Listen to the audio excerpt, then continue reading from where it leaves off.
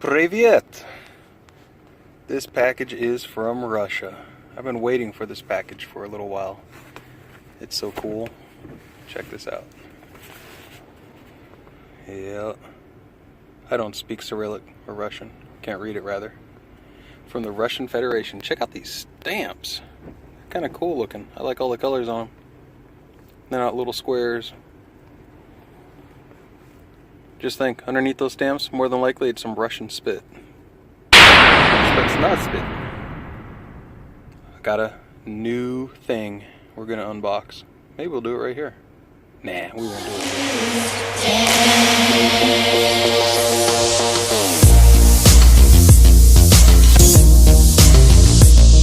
Alright, so let's unbox this greatness from Russia. I've already pre-cut most of it because I'm a one-arm bandit here. That's a good reason to have a sharp knife, ladies and gentlemen. Can't tell you how excited I am to do this. Get this box open so I can see what's in it. Don't need to look at that. Okay, here we go. Well, you probably already know what this is, judging by the title of the video. This. Those of you that know what that is. That means east in Russian. It's Vostok. Look at that Russian chocolate. Check that out. I guess it won awards. 2000, 98, 97. Hey, it's a 20 ruble chocolate bar. That will be 8 today. It is. This package is the way I do packaging.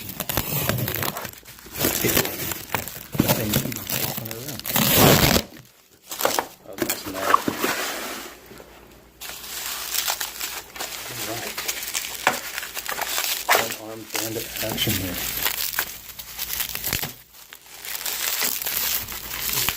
Gotta say, I ordered this on April the 17th off of Amazon. And it arrived today. Actually, it arrived yesterday, but I wasn't home to sign for it. And yesterday was May the 3rd. The scheduled delivery for it was from either May the 5th through May the 25th, anytime in there. Anything coming from a communist country, essentially. It takes a long time to go through their customs, and then the customs in the United States as well. So keep that in mind if you order anything from, in this case, Russia.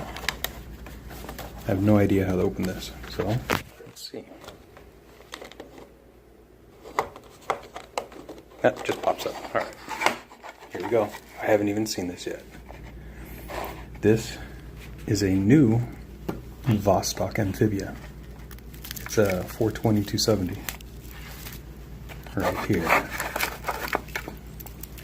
If you're not familiar with Vostok watches, they've been around since the 40s, and they were it's ticking. It's a mechanical watch, which means as your wrist rotates, it winds the watch. You can also wind it manually from the crown. But they were a defense manufacturer for these watches back in the 40s, and ever since then they even had some for what they're named after, Vostok East. There was the Vostok rockets that took like Yuri Gagarin and some of those other dudes up into space. They have a ton of different watches, mechanicals, non-mechanicals. It's I believe, if I remember correctly, like a 28 joule or 31 joule movement. And the cool thing about these watches is this one's a diver's watch, so it's good to 200 meters. About 600 feet. I'm not diving that deep. But the crown is a clutch crown, basically. So if it takes a hit, it's not going to affect the mechanism on the inside. There'll be more videos coming this way. And it's a bi-directional bezel, and it's nice and stiff, so it's not easily going to get changed on you. So let's get it close up here on the dial. I'll set it down. There we go. Get a stabler shot for you. This is not sapphire or glass. It's an acrylic that the Russians developed back in the 60s, I believe, is when amphibias first started. Because it's supposed to be like an amphibian animal where it's on sea and land. It's a special acrylic. If you have like any other diving watch essentially out there, if you take this watch, example is in the pool or a bathtub, the pressure inside is the same. This is different.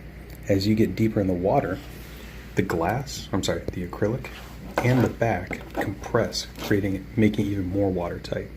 So it doesn't matter where it's at, it will fluctuate. Plus, this acrylic will actually bend and flex. I believe it's 2 millimeters.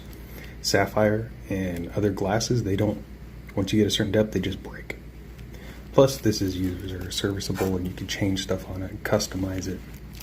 But so far, I'm liking it. It's pretty. All right, enough talking.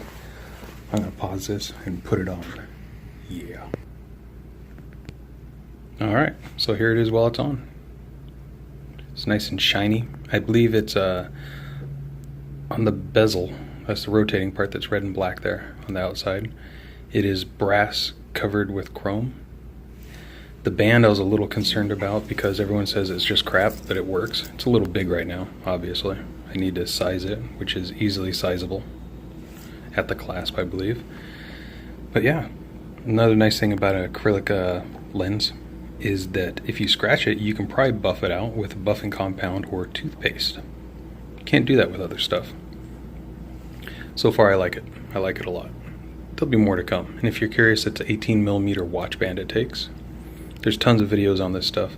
There's not very many. I think I found one video on YouTube and the internet about this specific watch. So I'll be putting out more videos on it.